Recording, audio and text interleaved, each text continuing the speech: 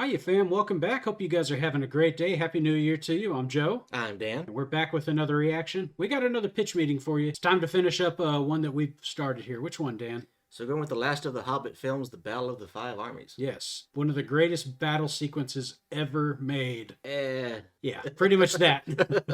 Let's go see where these plot holes take us, guys. Cheers to you, fam. Cheers to you, Dan. Cheers to you, Joe. Enjoy.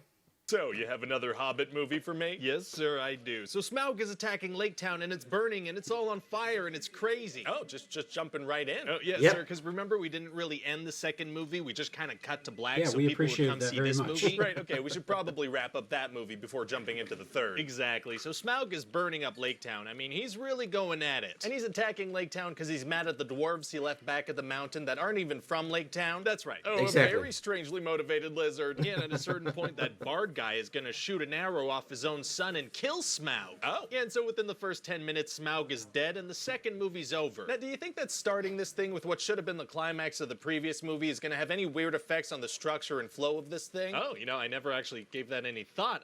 You probably should. Okay, I gave it some thought now, and it's probably fine. Oh, okay, great. So anyway, that tiny Aragorn dwarf Thorin, he comes down with something Aragorn called dwarf. dragon sickness. What does that mean? It just kind of means he's going to be a greedy jerk and make frustrating, nonsensical decisions for like 90% of the movie. Uh, yeah, and he okay. really wants to find the Arkenstone, but Bilbo's hiding it from him. And are we gonna get to know the other dwarves a little more? Get to connect with them a bit? Nope. Okay. You know, instead of that, we're going to spend a whole bunch of time with that Alfred guy, remember, from the last movie Who? with the unibrow? Yeah, okay. Yeah, he's going to get so much screen time, sir, we're just going to keep cutting away to him nonstop. What kind of stuff is he gonna be doing? Well, his whole thing is that he's greedy, right? And so Bard keeps giving him these tasks, and he keeps doing greedy things instead. Well, why does he keep giving this guy tasks instead of literally anybody else? I don't know, but he's gonna Good keep question, doing it. yeah. Okay, and does this guy turn good or get his comeuppance in the end? No, he never learns a lesson. He just kind of leaves. So we're gonna give this guy a massive amount of screen time and the character's not gonna change or learn anything. That's right. Well, okay then. What's the So point? anyway, we're also gonna have Gandalf get rescued from that little cage he was in the last movie. Oh, well, good. Yeah, frickin' Galadriel and Saruman and Elrond show up, and they're all gonna punch some ghosts together for a while. Oh, punching ghosts is tight. Get out of here, ghost. Oh, do you think you got one just now? God, I hope so. That was a good punch. Anyway, so then Galadriel Oh, turns Lord. into scary mode, and she yells at Sauron, and he's like, okay, I'll leave. Leave me alone. Stop yelling. Oh, he takes off. Yeah, and he's not coming back until the original trilogy starts. So that whole storyline was kind of... Kind of nothing, yeah. Wow, Yep. wow. So then thousands of elves and people from Lake Town show up at the mountain, and they're like, we have a claim to some of that stuff in that mountain, too. Okay. And Thorin is like, no, this is all mine, actually. So the elves are like, okay, well, we're gonna attack at dawn then. They have like thousands of troops versus 13 dwarves. Why wait till dawn to attack? Well, I need a them good to question. wait till dawn because I'm actually gonna have some orcs and dwarves and stuff show up. Right, okay, I get that from the perspective of you wanting it to happen that way so the plot can move forward the way you want it to, but it doesn't really make sense for the elves to do that. Yeah, there's no technical advantage there. Want it. Oh, well, it sounds like you really do want it, so let's not get logic get in the way of that. Okay, great. So then Bilbo brings the Arkenstone to the Thanks, elves we because don't he need doesn't logic. want the war to happen. Okay. But then there are orcs, so a war happens anyway. Oh, boy. Yeah, and the orcs, they have those giant sandworms from Dune on their side, so those things are gonna show up. Oh, are they gonna dig right into the mountain so the orcs can claim it? Nope. Oh, are they gonna dig into the battlefield and take out the good guys from underneath? Nope. Are they gonna, what are they gonna do? Yeah. They're gonna make some tunnels for the bad guys and then disappear completely. What? Oh, okay, and how did the bad guys even get these giant worms to work with them? Okay, sir, they're not even in the movie anymore. Can we stop talking about them? Oh, my bad, I guess. And so No, everybody's not you. fighting, and the Well, they dwarves were are in like, the movie. where's Thorin? We're gonna lose if he doesn't come out of the mountain. Would Thorin and 12 dwarves really make that much of a difference? Apparently No. so, but Thorin, he's still dealing with his dragon sickness, so he's not coming out. Oh man, is it gonna be tough for him to get over that? Actually, it's gonna be super easy, barely an inconvenience. Yeah. Oh, really? Yeah, he just I can't kind of has believe I this missed that dreamy one. vision thing where he's falling in gold, and that cures him. He's all better after that. He's good. Oh,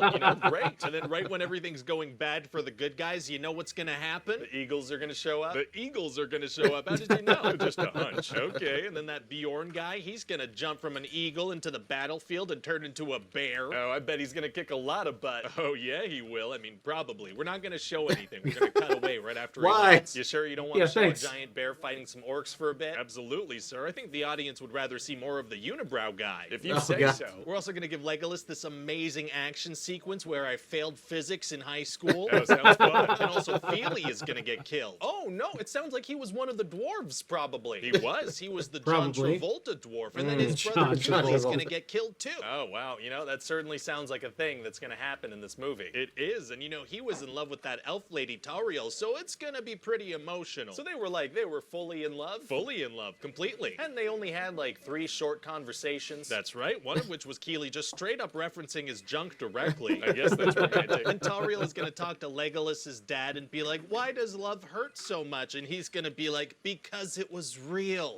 Oh my god, are you okay? Ooh, yeah, sorry, I don't know why my body just automatically reacted like that. Oh, weird. So anyway, then Bilbo's gonna get knocked out for the entire climax of the movie, because I didn't really know what to do with him. Wow. This guy's barely in his own movie. Yeah, he's not super important to the story. So then Thorin is gonna battle Azog. Oh boy, how does that go? Well, this freaking guy keeps hitting the ice they're standing on with this big weapon thing, and eventually Thorin tricks him into falling into the cold water. Very smart. Extremely smart, and then he stands directly over him and watches him through the ice. Very That's smart. Okay, maybe he should wait a minute before. And then Azog stabs him through the foot Ugh. and bursts up through the ice. How does he get the momentum to burst up through ice Yes. from underwater? From the fact that I wrote that in the script without giving any further thought to it. all I needed to hear. And then they both kill each other, and it's super sad. Sounds kind of sad, sure. And Thorin's gonna be like, you know, Bilbo, the world would be a better place if people valued home more than gold. Oh, is that like the moral of the story? Yeah. The moral of this trilogy of movies that we squeezed out of a single book in order to get a fan base to come give us their money is don't be greedy. I see no irony in that whatsoever. Neither do I, sir. Why would you even bring that up? So I guess there's going to be a big funeral for Thorin. No, there's no time for that. But there is time for a Jeez. bunch of Alfred scenes. Oh, a bunch of Alfred scenes for sure. Well, okay then. And then since people made fun of us for having too many endings in Return of the King, we're just gonna kind of end this real fast. Well, wait, okay, so what happens with the mountain? Something, I guess. What happens with the Arkenstone? I don't know. Who becomes the king of the dwarves? Somebody, probably. What happens with that bard guy? Oh, he's around somewhere, I imagine. Are the people of Lake Town okay? Do they get a new home? That's certainly a possibility. Who's to say? Okay. Oh, and Legolas's dad is gonna tell him, oh, you should go find this guy they call Strider. I bet he's gonna be somebody great someday. Oh, Kind of because a we weird haven't thing to referenced say. Yeah, Lord of the Rings exactly. in a minute. Aragorn into this thing. He's from the other movies. He is. Amazing. And so Gandalf is going to be like, Bilbo, I know you found a magic ring. And Bilbo's going to be like, no, actually, I dropped it. And Gandalf is going to be like, okay, I won't look into that for like 60 years. Nice. So what do you think? Well, you know, it definitely sounds like Middle Earth has been milked for all it's worth. You know, all done. Definitely.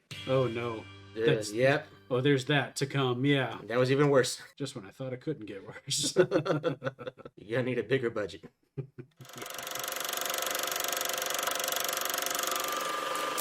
Right there, close to the end, he made a really good point. Mm-hmm. Bilbo's not really much in his movies. He's not. His own damn movies, is he? This is called The Hobbit. Yeah. Where's The Hobbit at? I know. I didn't think about that until just now. Shouldn't this be focused pretty solely on him? You would think, right? His experiences, you know, the whole battle and stuff, he could have been there witnessing it, participating, you know, helping people behind the scenes.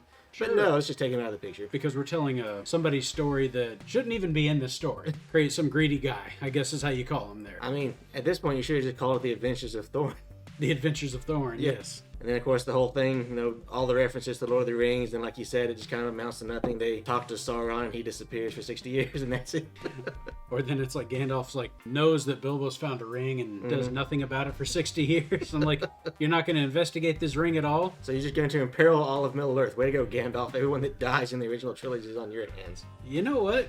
I got questions about Gandalf now. See, that's what movies like this do, guys. When they load them with plot holes, they make you question people that you otherwise wouldn't question. You just know where their morality stands. But now I kind of wonder, Gandalf, have you been the villain in this whole thing all this time?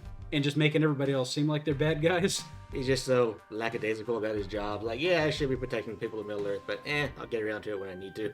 I mean, he's a wizard. Yeah. Or supposedly he's a wizard.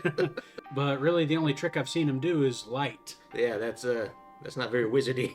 No, I expected a lot more. I can do that. I'll take out my phone and turn on the flashlight. Look, I can do that too. Yeah. So be it. The theatrical version is the one that they're referencing here. I can tell you this, that the extended version, you know, the one that Peter Jackson likes to put out like that, Yeah. after the fact, goes into the battle a lot more. And a lot of the things they do mention are actually in there. They give you a little bit more of Bjorn fighting with the orcs as a bear. Just a little bit, but not much. I'm gonna say that should make some really good cinematography there. Just watching the bear fight the orcs. and then you don't see any of it. But they also give you a lot more of that greedy guy. What about the worms? No, they don't reference them anymore. So what the heck? You have giant worms that could totally massacre these armies and you don't even use them? And the problem is, it's like, once you see some of the things happening in here, you never can unsee them again. Yeah. Like, once you see how bad the green screen effect is, there's no going back. Yeah. It's like, it's there for you to see forever. And you can tell that it's fake, too. And I hate, too, where they pointed out how quickly they resolved that whole issue with smog attacking Lake Town. That should have been in the first movie. Why didn't you just finish the second movie with that? Yeah, it took you all 15 minutes. That's just terrible writing. And then we got no answers to nothing. We don't know who became King of the Dwarves. We don't know what happened to the people of Lake Town. Yeah. Like, you guys left nothing answered. I mean, except for the fact that Bilbo has a ring. I mean, the poor people of Lake Town, like, if anybody needs a hug, Mm-hmm. it's those folks, man. They went through hell. Yeah. Like, not only did they have to deal with the damn dragon, they had to deal with the damn orcs. And their own people just acting greedy and selfish. Yeah. Yeah. Nobody suffered more than they did. Yeah. At all. Even the damn dwarves, at least they had other mountain kingdoms to go back to. Right. When they lost their home in the first place. There's like no conclusion to anything here. No, but the only conclusion that they had here, in terms of a character arc, was Thorin's greedy side getting swallowed up by a imagination gold lake there. Yeah. Thorin was the only guy that had a conclusion on the fact that he died and couldn't continue. Yes, that is true. You made it sound like dragon sickness was when they were talking about it in the movie, you made it sound like it was a disease of which there's no cure for. I'm like, oh, it's just greed? Okay. Just call it dragon sickness? And they're all superstitious bastards about it too. Yeah. I'm like, God, you guys, you've been so smart this entire time. Your architecture, your engineering in this world tells me that you're smart people, and then this. You can't just give the guy a good slap and say snap out of it. Seriously. It's a bad look for them too because it kind of undermines the whole journey. Like, where's the heroism of a bunch of guys who are only in it for the gold? Wow, that really shows a lot, doesn't it? Yeah. Well, then in the end, I hope Bilbo got his. So there. Like you said, we don't know what happened with anything after that. Well, fam, I know there's a lot more we can mention here. By all means, if you want to hear it mentioned, let us know in the comments, guys. But as always, if you're brand new, please consider liking, subscribing, hitting the bells, checking us out on those things up there, and like and subscribe again while you're at it. But until next time, this is Cocktail Flicks. I'm Joe. I'm Dan. And we'll catch you on the flip side. Cheers to you, fam. Cheers to you, Dan. Cheers to you, Joe. Later, you guys.